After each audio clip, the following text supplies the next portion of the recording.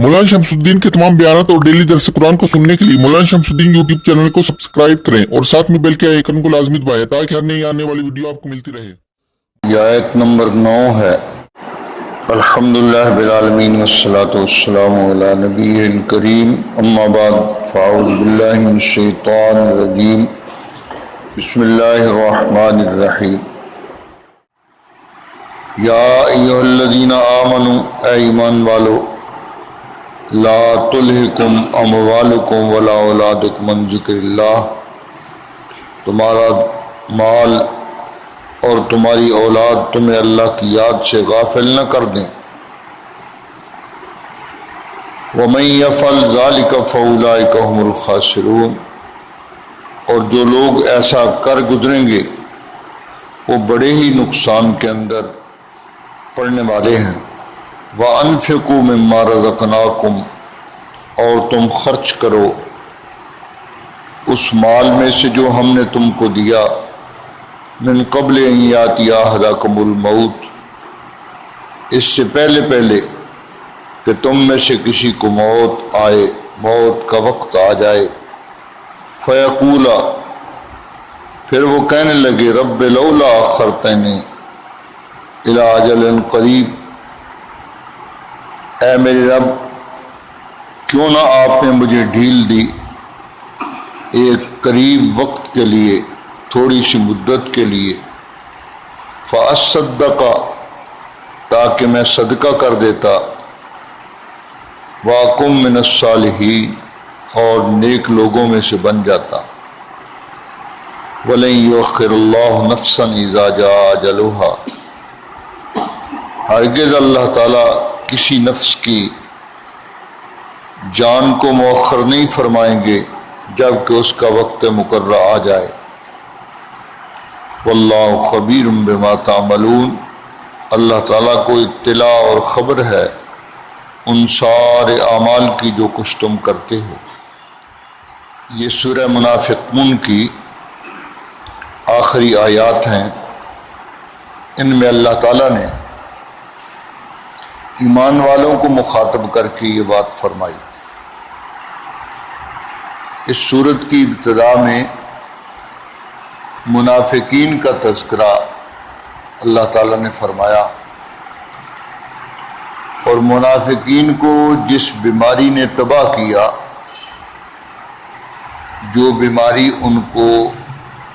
इस मुनाफ़क़त पर आमादा करने वाली है, वो यही माल की तमा है। और इससे पहले गुजरा सूरह मुम्तहिना के अंदर कि औलाद की मोहब्बत वो भी आदमी को अल्लाह ताला के हुक्मों की खिलाफ वर्जी पर उबारने वाली है।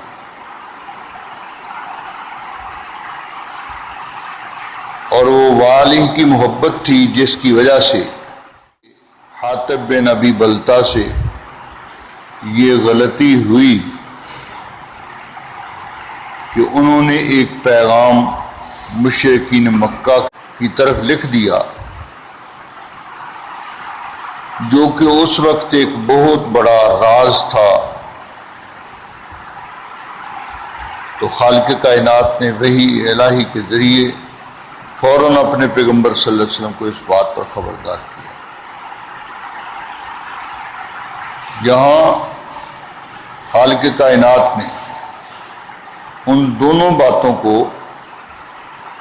जमा फरमाकर ईमान वालों को खिताब फरमाया। अगरचे मुखातबीन में ज़ाहिरी तौर पर वो लोग जो नाम नेहाद मुसलमान हैं वो भी शामिल हैं, लेकिन दर हकीकत ये मुखलिस मुसलमानों को खिताब फरमाया गया है कि अगर तुम अपने ईमान के अंदर सच्चे और पक्के हो और तुम्हारा ईमान मुनाफिकाना नहीं है, तो फिर हम इस मर्ज़ की तशख़ीस कर रहे हैं, इस मर्ज़ का ख्याल रखना। اس لیے کہ یہ بیماری آدمی کو اللہ کی یاد سے اور اللہ کے قرب سے دور ہٹانے والی ہے، اور حاصل جس کا ایک ہی ہے۔ دنیا کے اندر جو کچھ آدمی کماتا ہے تو اس کی غرض اپنی اولاد کو پالنا ہے، اور اولاد کے پالنے سے اس کا مقصود تاکہ اس کا نام دنیا کے اندر باقی رہے۔ تو گویا ساری دنیا جو ہے اس کا مقصد بھی یہی ہے، اس لیے اور دنیا جو ہے اس میں رہنے کے لیے مال ایک ضروری چیز ہے۔ گزرے اوقات کے لیے مال کی ضرورت ہے۔ آپ صلی اللہ علیہ وسلم کے ارشادات اس سلسلے میں موجود ہیں۔ آپ نے فرمایا کہ حلال اور پاکیزہ مال وہ مومن کے لیے بہترین چیز ہے کہ اپنی ضروریات کے اندر مناسب انداز سے مختلف اوقات کے اندر مومن خرچ کرتا ہے، اور اس کو اللہ کی راہ کے اندر جب بھی موقع آتا ہے تو وہ اللہ کی راہ کے اندر اس کو لگا کر اللہ کی خوشنودی، اللہ کی پسندیدگی حاصل کرتا ہے۔ تو مال جہاں آدمی کے لیے وہ مصیبت کا باعث بن سکتا ہے، وہاں مال اللہ کی خوشنودی کا بھی ذریعہ بن سکتا ہے۔ یہ انسان کی اپنی سوچ ہے کہ اس مال کو کدھر لگائے۔ اگر مال کو اللہ کی رضامندی کے لیے لگائے گا تو وہ مال آخرت کے بنانے کے لیے بہترین معاون ہے، اور اگر اس مال کو اللہ کی نافرمانی میں خرچ کرے گا تو وہ مال اس کے لیے دنیا کے اندر اگر اس سے کچھ فائدہ ہو جائے تو ہو جائے، مگر آخرت کی بربادی اور تباہی کا باعث بنے گا۔ اور خالق کائنات نے ایک ایسے شخص کا تذکرہ فرمایا قرآن مجید میں جو بنی اسرائیل کا ایک معزز فرد کہلاتا تھا، موسیٰ علیہ السلام کا قریبی رشتہ دار تھا، قارون جس کا نام تھا، اور مال ہی کے غرور نے اس کو ایمان سے بھی محروم کر دیا، اور دنیا کے اندر جو اس کے پاس ٹھاٹھ باٹھ تھی وقتی طور پر، جس پر وہ نازاں تھا، وہ بھی جاتی رہی۔ دنیا بھی تباہ ہو گئی، آخرت بھی تباہ ہو گئی۔ اس کا واقعہ اللہ پاک نے بطور مثال کے ذکر کر کے تو مال پر ریجھنے والوں، اسی کو سب کچھ سمجھنے والوں کو خبردار کر دیا کہ مال ہی سب کچھ نہیں، اصل جو ہے وہ رضائے الہی ہے، کہ بندہ اس کو رضائے الہی کو حاصل کرنے کے لیے کوشش کرے۔ اگر اس کے پاس مال ہے تو مال سے بھی اس کو چاہیے کہ اللہ کی رضامندیاں حاصل کرے۔ اس لیے یہاں منفی انداز سے یہ بات سمجھائی، لا تلہکم اموالکم ولا اولادکم عن ذکر اللہ۔ ذکر اللہ جو ہے، ذکر اللہ کا لفظ بول کر اس میں سارے کا سارا دین جو ہے اور اس کے احکامات آ گئے، کوئی ایک چیز مراد نہیں، بلکہ سارے کا سارا دین، نماز ہو، روزہ ہو، حج ہو، زکوٰۃ ہو، دین کے احکامات جتنے بھی ہیں وہ سب ذکر اللہ کے لیے ہیں۔ نماز بھی اللہ کا ذکر ہے، روزہ بھی اللہ کا ذکر ہے، ان کی صورتیں مختلف ہیں، مقصد ایک ہی ہے اللہ کی یاد، وہ اللہ کی یاد کا ذریعہ ہے، اور ان ذرائع کو اختیار کرنے سے اللہ کی یاد جو ہے وہ ہو جاتی ہے۔ انسان کے لیے اللہ کی یاد کرنے والا بن پڑنا وہ ممکن ہو جاتا ہے، اور اللہ تعالیٰ نے اپنی مہربانی سے یہ مختلف طریقے اپنی یاد کے اس لیے بتلا دیے کہ ایک ہی چیز کو اپنانے سے آدمی عرصہ دراز تک اکتا جاتا ہے، تو اللہ تعالیٰ نے مختلف قسم کے ذکر جو ہیں وہ مسلمان کے لیے مقرر فرما دیے، تاکہ ایک ہی چیز جو ہے، جیسے دنیا کے اندر آدمی کوئی ایک ہی چیز کھاتا رہتا ہے پھر اس سے اکتا جاتا ہے، یہ تبھی روز کا روٹین ہویا۔ بنی اسرائیل کے لوگ، ان کو خالق کائنات نے شاہی کھانے جو ہیں قدرت کے پکے ہوئے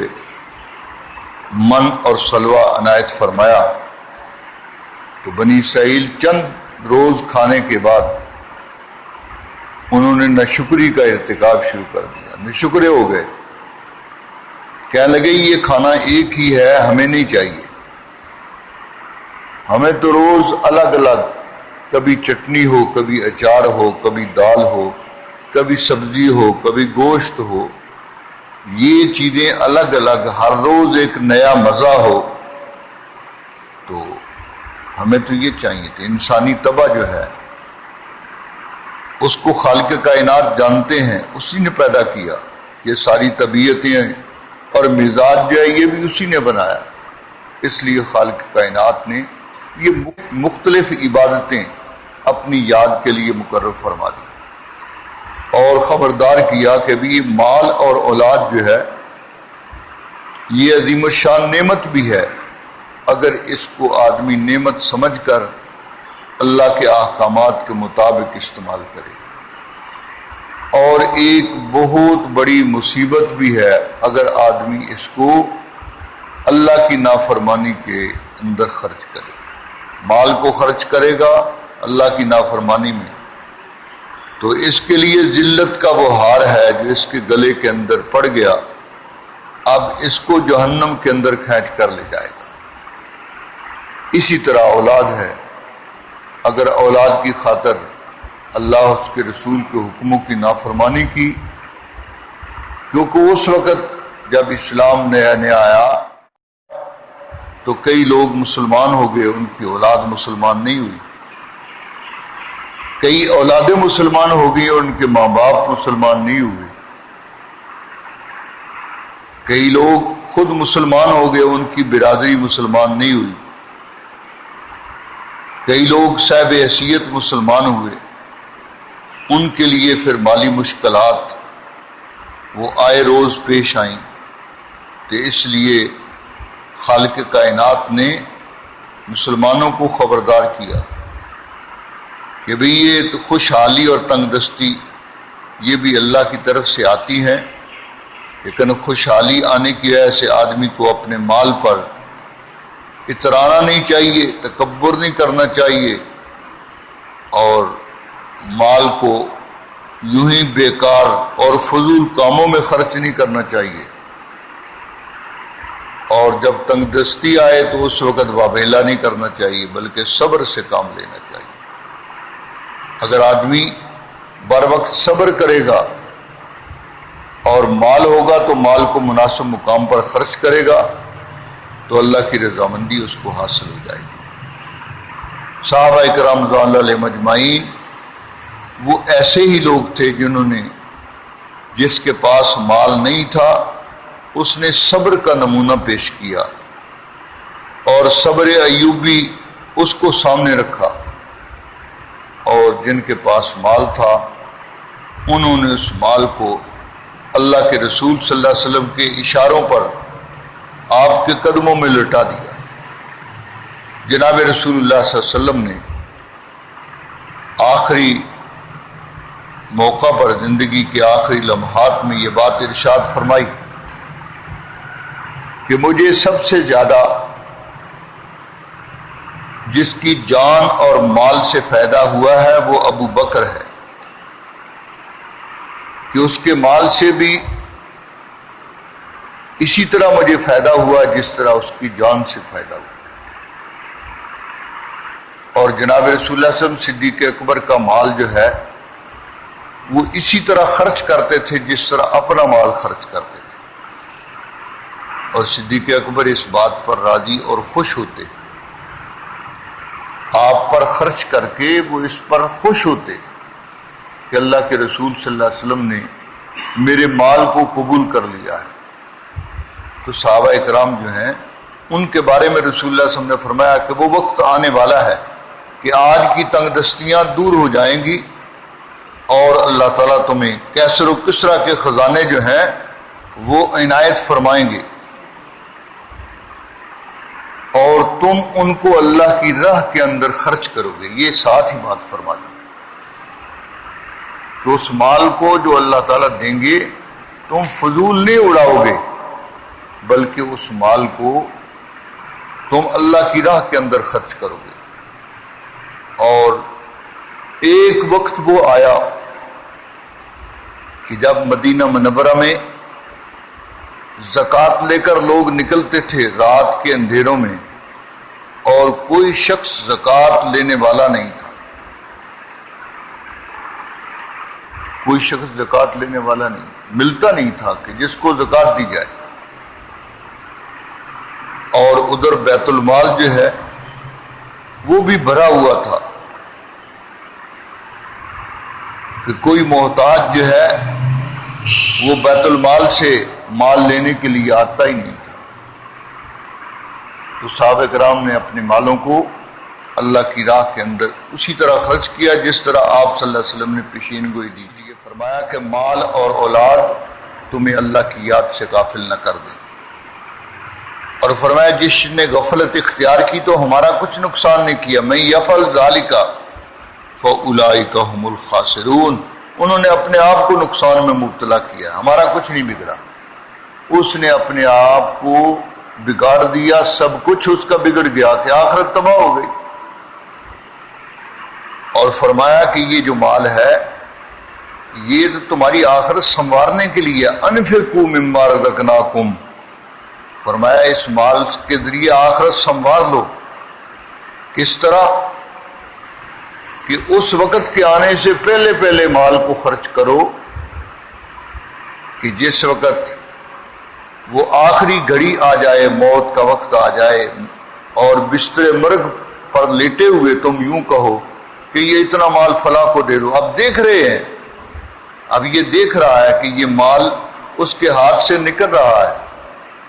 تو اب کہہ رہا ہے مرتے دم کہ یہ مال، وہ تو میاں مال اس کا ہو ہی چکا، ابھی تمہاری آنکھ بند ہوگی تو وہ سب سے پہلے تمہارے مالی پر تو قبضہ ہوگا، سب سے پہلے وہ مال پر قبضہ کرتے ہوئے تمہاری جیبوں کو بھی جو ہے وہ خالی کریں گے، کہیں گے اس نے جیب میں کیا چھپا رکھا ہے، کیا نقدی ہے اس کی جیب میں، کتنا مال جمع کرتا ہے، پھر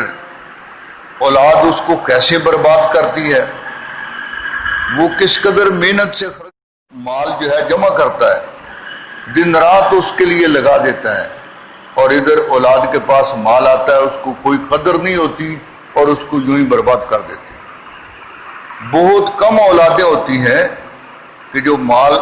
ان کے والدین نے جمع کیا اس کو سنبھالنے والی ہوتی ہیں، ورنہ اکثر و بیشتر ایسا ہی ہوتا ہے کہ وہ مال سمجھتے ہیں کہ جیسے درختوں کے ساتھ